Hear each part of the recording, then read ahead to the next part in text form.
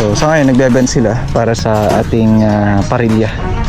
Ayun na yung spacer natin na tinatawag nating puto-puto. So ito naman, ito yung gagamitin natin para sa ties natin na para dun sa poste column.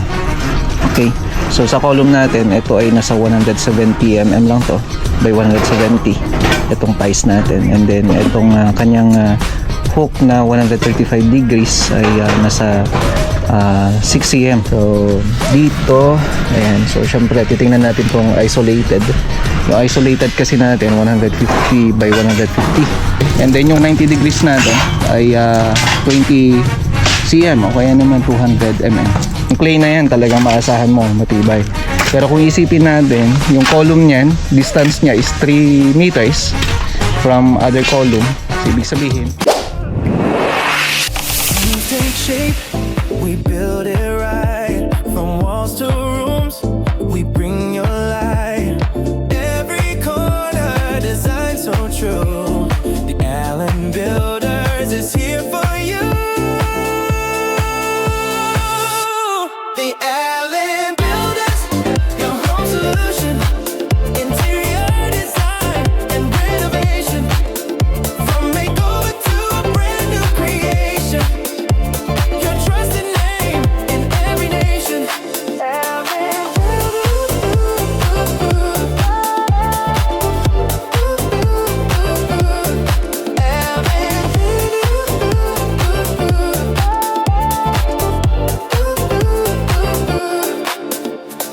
House built strong, foundation clear.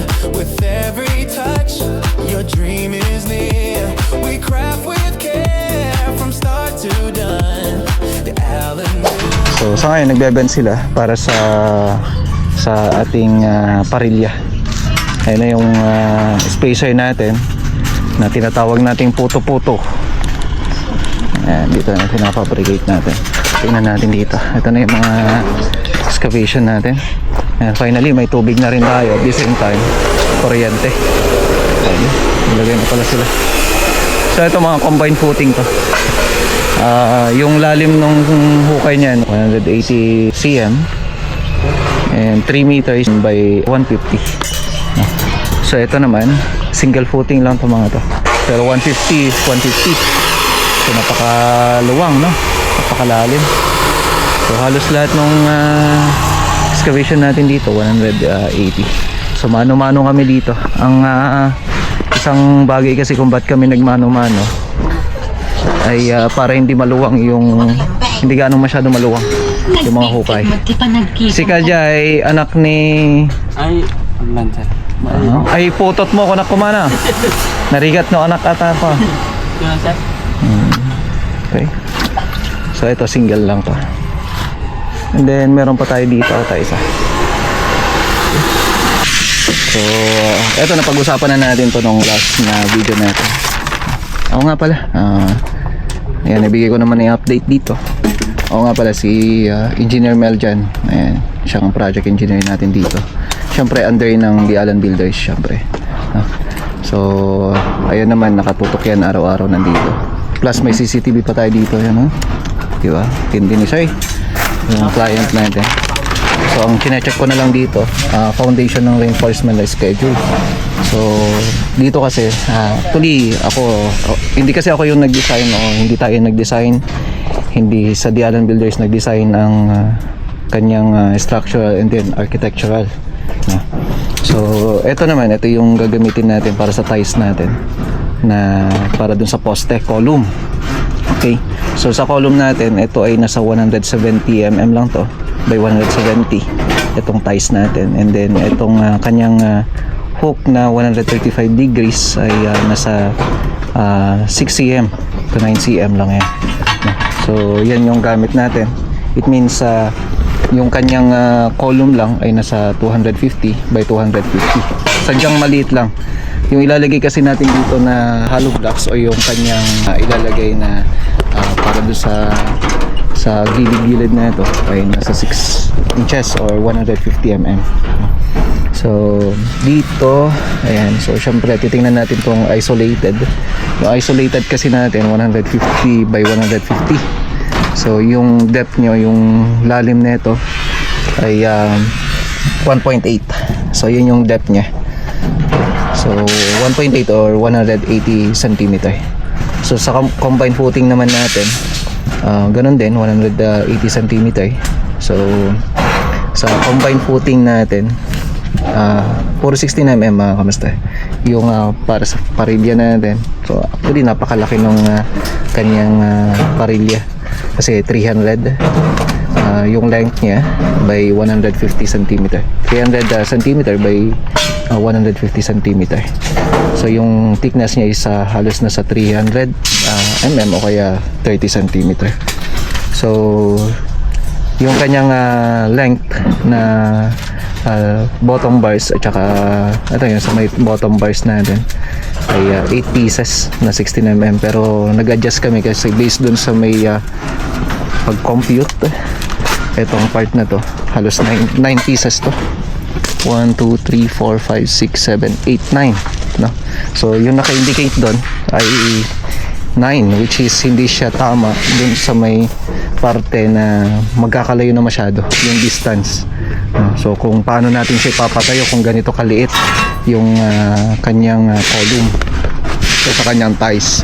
So isipin natin yan, kumbaga parang ang nakapaupo na lang doon ay yung kanyang mga hook or yung kanyang bend lang na 30 cm. Okay, so dito sa may width niya naman ganun din. So mas maluwang yung parte kasi ito twice to, kung sakali dalawa to, yan siya. Okay, so yan na yung ginawa natin dito, yan na yung ginagawa namin. So parang ganito na siya. Ayan, pinakita ko na rin to kanina sa inyo which is may diagonal, pero yung diagonal dito ang naka-indicate dito ay naka-hook din siya, pero iniisip ko kung ganito kaliit kasi halos yung diagonal niya ay tingnan natin, halos 14 cm, 140 mm, no? So kung dito isipin natin kung naka-bend dito, halos hindi na papasok yung 3/4 na bato kasi 3/4 yung para dun sa may para sa column natin, yung sa may crash sa may G1 natin, no? So 3/4 yun. So possible ang mangyayari hindi na papasok yung bato sa ilalim, puro buhangin na lang, pinong-pino na lang kung saan eh. Tapos ang isa pa, magiging isang bagay na may hirapan yung tropa. So napakahirap na ito, lalo na kung maliit lang. Isipin natin 14 cm lang, no? So may mga adjustment lang naman, base lang naman dito. So yun lang naman para consider din natin yung ilalagay natin na halo o kaya yung buhos natin. Okay, so yun po yung mga inaaral namin ngayon para at least walang makompromise. Hindi naman to makakompromise kasi additional strength niya is yung diagonal talaga. Okay, so yun yung isang bagay dito, kaya talagang inalam ko yung bawat details na ito. Yan. So yun na muna, dito na muna tayo nakafocus dyan sa may part na yan mga kamusta. At yan na yung fabrication na ginagawa natin, na ngayon nga kahit mainit ang panahon walang pinipili ang trabaho, mga worker natin, kahit tropa natin. So dito sa may parilya natin pala, dahil 150 yung ating hukay, both side kwadrado, 150 by 150 cm.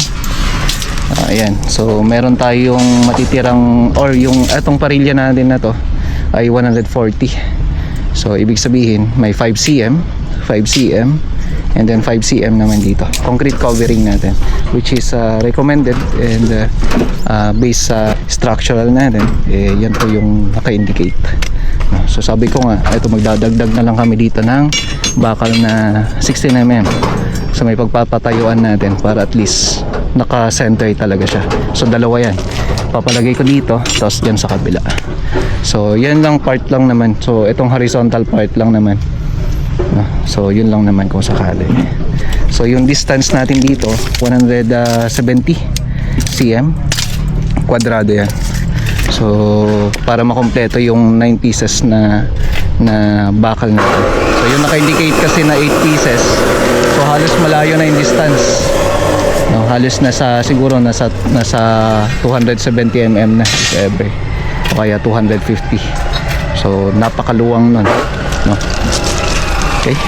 So yung combined footing naman natin, ito nasa 280 cm, and then yung 90 degrees natin ay 20 cm o kaya naman 200 mm.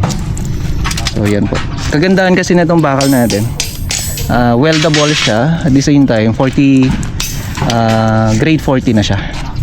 So hindi kami gagamit dito ng grade 33. Kapag grade 33, usually nire-recommend ko siya for bungalow houses. Ayan. So ito na. Ayan, oh. So indicates the yellow one, which is grade 40.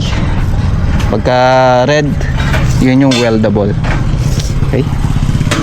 Kagandaan na ito pag binebend mo, wala kang makikita na parang bitak, kaya akala mo yung mabibitak. Wala kang makikita dyan. So yan ang kagandahan ng grade 40 na bakal.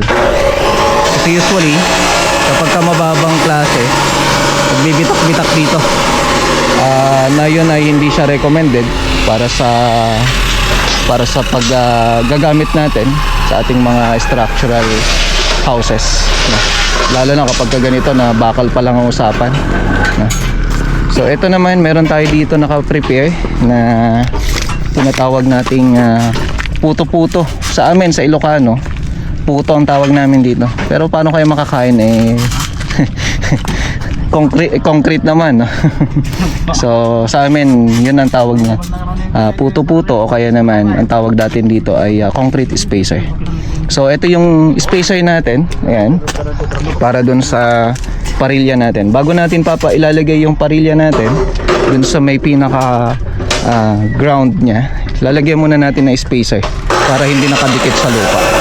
So iniwasan kasi natin yung didikit sa lupa, para maiwasan natin yung corrosion or yung pagkakaroon ng kalawang dun sa bakal natin. Kaya nga siya nagkakaroon ng, or bakit tayo nagre-require ng concrete spacer niya. So yung spacer na yon, malaking bagay po yan na dapat hindi nakadikit yung ating bakal dun sa mga soil para maiwasan.